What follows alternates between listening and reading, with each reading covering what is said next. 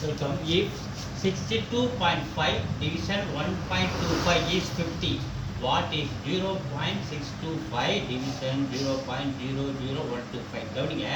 So இது அப்படியே கொஸ்டினில் ஒரு இன்ஃபர்மேஷனாக கொடுத்துருக்காங்க. அப்படியே டைரெக்டாக நம்ம கொஸ்டின் ஆன்சர் வர பாருங்க. 0.625 டிவிஷன் 0.00125 இதான் நமக்கு கொஸ்டின் இல்லையா? கீழே கொடுத்துருக்கா கொஸ்டின்.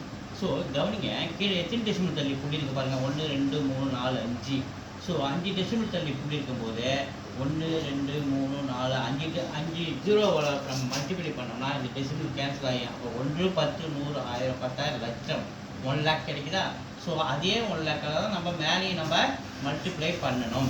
ஸோ இந்த 1 லேக்காக கீழே மல்டிப்ளை பண்ணும்போது நமக்கு இந்த டெசிமல் கேன்சல் ஆகி 125 அப்படின்னு டினாமினேட்டர் மாறுது மேலே. ஸோ 3 டெசிமல் தள்ளி புள்ளி இருக்கிறதால ஸோ இதை மல்டிப்ளை பண்ணும்போது 1 லேக்காக 3 ஜீரோக்கு இந்த 3 டெசிமல் போச்சுன்னா மீதி 2 ஜீரோ மட்டும் நிற்கும். அப்போ 100 625 கூட நம்ம 100 மல்டிப்ளை பண்ணால் நமக்கு 2 ஜீரோ ஆட் ஆகிடும். ஸோ 125 ஆச்சா 1 டைம் 625 5 டைம்ஸ். அப்போ நமக்கு என்ன கிடைக்குது? 500 கிடைக்கிது. 2 ஜீரோ இருக்குல்லையா, நமக்கு ஆன்சர் 500 கிடைக்கிது. எங்கே இருக்குது? ஏ ஓகே ஆன்சர்.